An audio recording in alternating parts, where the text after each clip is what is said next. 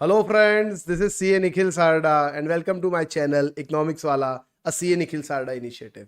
Friends, introductory video के अंदर मैंने आप लोगों को कहा था कि मैं आप लोगों को हर संडे सुबह 9 बजे एक इकोनॉमिक कैप्सूल दूंगा जो कि 15 से 20 मिनट तक रह सकती है। तो आज हम हमारी पहली इकोनॉमिक कैप्सूल से स्टार्ट करेंगे जिसका नाम है the most controversial topic in Indian economy, जिसने भारतीय अर्थव्यवस्था को हिला के रख दिया था। इसका नाम है डिमोनेटाइजेशन, नोटबंदी। सबको वो तारीख याद है। कौन सी तारीख थी सर? 8 नवंबर 2016।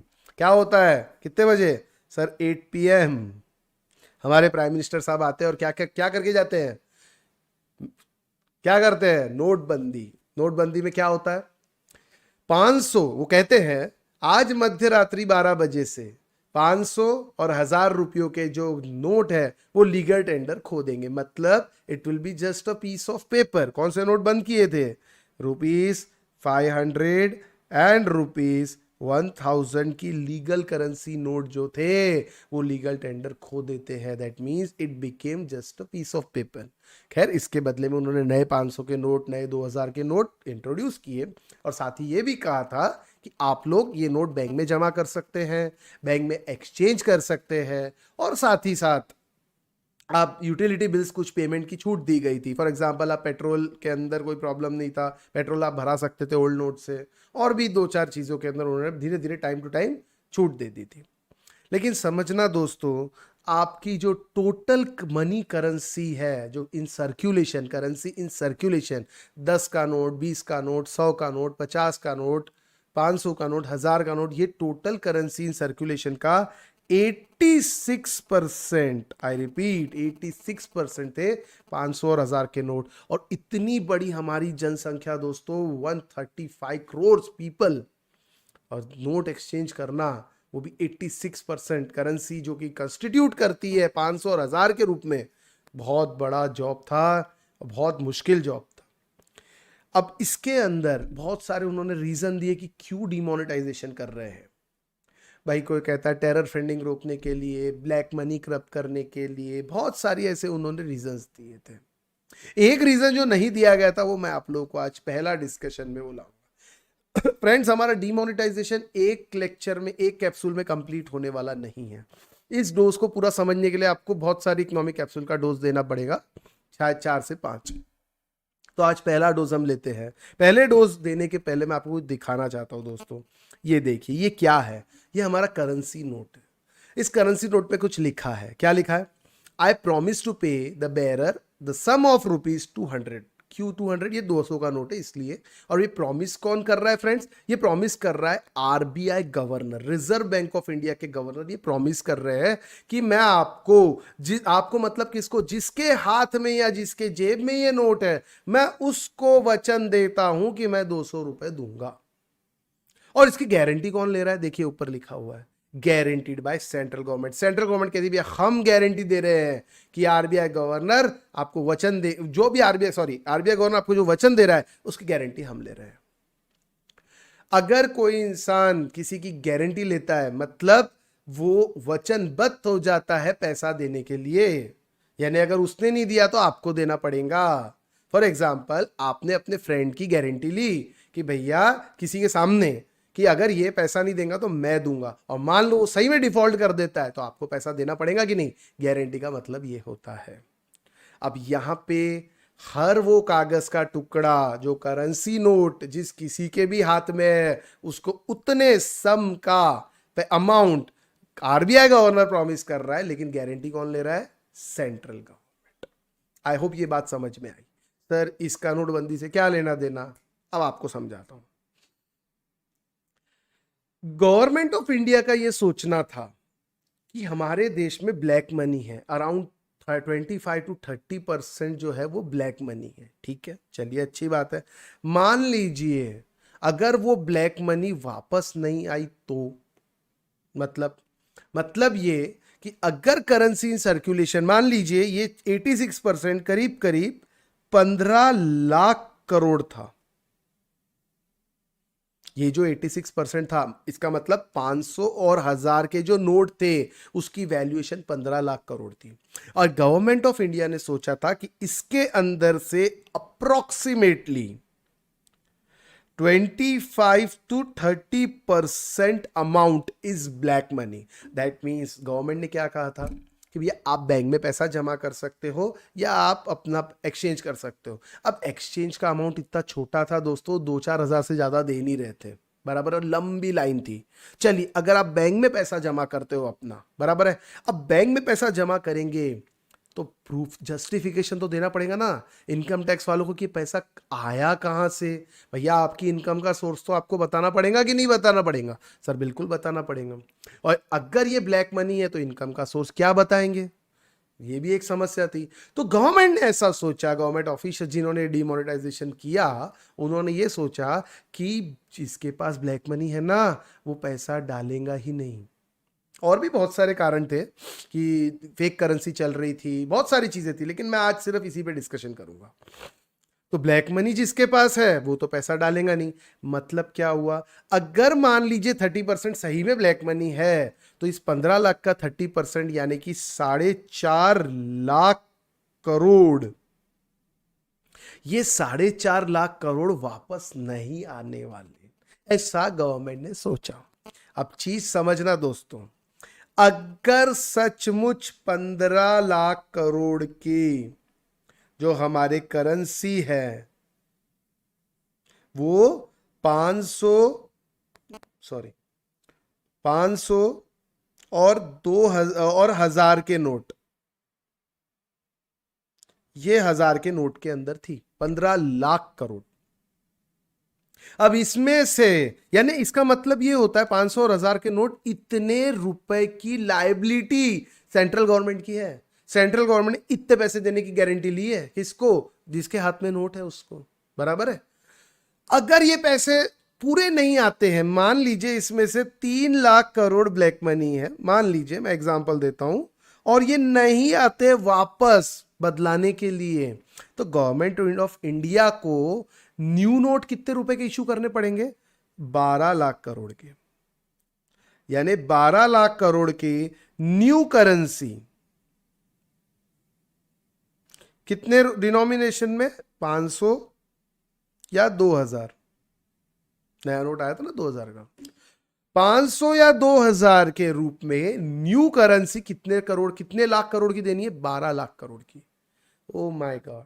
यानी पुराने जो नोट थे उसमें गवर्नमेंट की लायबिलिटी थी 15 लाख करोड़, अब 3 लाख आएंगे ही नहीं, लोग पानी में डाल देंगे, नदी में डाल देंगे, जला देंगे, बोरा भर के फेंक देंगे, और एक समय के बाद 31 दिसंबर 2016 के बाद तो गवर्नमेंट एक्सचेंज भी नहीं करने वाली, ऐसा साफ साफ गवर्नमेंट ने कहा था, बराबर है। और लोग डर के मारे नहीं, क्योंकि इनकम टैक्स वाले पीछे पड़ जाएंगे, ऐसा गवर्नमेंट के जहन में था। मैं बार बार कह रहा हूं, ऐसा किसके दिमाग में था? गवर्नमेंट के दिमाग में था कि आएंगे नहीं तो हमको 15 लाख करोड़ देने से हम छूट जाएंगे, हमको अब 12 लाख करोड़ देने। यानी सीधा सीधा गवर्नमेंट की लायबिलिटी कितने से कम हो रही है? लायबिलिटी 3 लाख करोड़ से कम हो रही। यानी अगर मैं सिंपल भाषा में कहूं दोस्तों, तो सीधा सीधा 3 लाख करोड़ का फायदा। आप समझिए, 15 लाख करोड़ की करेंसी चल रही थी, उतनी गारंटी थी, देना है पैसे, और अचानक ये लायबिलिटी कम हो जाती है और गारंटी का अमाउंट 12 लाख करोड़ हो जाता है, तो दोस्तों 3 लाख करोड़ का फायदा होगा कि नहीं होगा? बहुत अच्छे, गवर्नमेंट ने ऐसा ही सोचा था। ये सब सुनने में बड़ा अच्छा लग रहा है, और ऐसा सोचा था, बिल्कुल बहुत अच्छा लग रहा है मुझे भी, आपको भी, पर ऐसा हुआ नहीं दोस्तों। क्यों नहीं हुआ? आपको अगर एक चित्र में दिखाऊं तो ये देखिए, ये आरबीआई की रिपोर्ट है, मेरी रिपोर्ट नहीं है। जो करेंसी बैन की गई थी 500 और 1000 के नोट, दोस्तों वापस आ गए। 99.30% of demonetize money back in the system, says RBI report. ये मैं नहीं कह रहा, गवर्नमेंट ऑफ इंडिया नहीं कह रही, ये रिजर्व बैंक ऑफ इंडिया कह रही कि भैया तुमने सोचा था कि 25 से 30% वापस ही नहीं आएंगे। अरे तुम्हारे सोचने से क्या होता है, यहां 99.3% नोट वापस आ गए सिस्टम में। मतलब गवर्नमेंट ऑफ इंडिया का ये जो सपना था मेरे दोस्तों, ये चकनाचूर हो गया, ऐसा कुछ भी नहीं हुआ। ऑलमोस्ट 99.3% नोट वापस आ गए। और मैं तो कहता हूं जो ये 0.7% है ना, ये भी वापस जैसा ही समझो। और ये क्यों नहीं आया वापस, ये बताता हूं। नेपाल और भूटान में करीब करीब 3,333 करोड़ रुपए पड़े थे, वो वापस नहीं आए। कुछ लोगों ने जो विदेश मतलब बाहर टेम्पल्स टेम्पल्स है ना, टेम्पल्स की जो हुंडी रहती है, जो डोनेशन बॉक्स रहता है, उसमें पैसे पड़े थे। आज भी उनके पास पुरानी करेंसी जो गवर्नमेंट ऑफ इंडिया बदलने से मना कर रही है, इस टाइप के पैसे वापस नहीं गए हैं। तो अगर कॉमन सेंस लगाए तो ऑलमोस्ट 0.5% करेंसी तो वो भी होती है दोस्तों। या कुछ फॉरेन एनआरआईज थे जो फॉरेन में थे, पड़े थे पैसे, नहीं करा पाए एक्सचेंज, किसी भी कारण से डेट चली गई, अब क्या करें, तो वैसे पैसे भी कुछ पड़े हैं, अब वापस नहीं आए। तो ब्लैक मनी थी क्या हमारे सिस्टम में? गवर्नमेंट ने सोचा था ब्लैक मनी नहीं। ब्लैक मनी क्या होती है क्या नहीं है, मैं अगली कैप्सूल में आप लोगों से डिस्कस करूंगा। लेकिन आज की कैप्सूल में आप समझिए, ये एक कारण था। गवर्नमेंट अपनी लायबिलिटी कम करना चाहती थी कि भैया पैसे तो वापस आएंगे नहीं, और हम पैसा, गारंटी हमारी कम हो जाएंगी, लायबिलिटी कम हो जाएंगी, हम पैसा देने से बच जाएंगे। लेकिन अब आपको बताऊं तो आप समझिए डिमोनेटाइजेशन का आंकड़ा मेरे दोस्तों। इसका देखिए 99.3% मनी तो सर्कुलेशन में आ गई। टोटल 15.42 लाख करोड़ जो 500 और 1000 के नोट में थे, उसमें से 15.31 लाख करोड़ रिटर्न आ गए।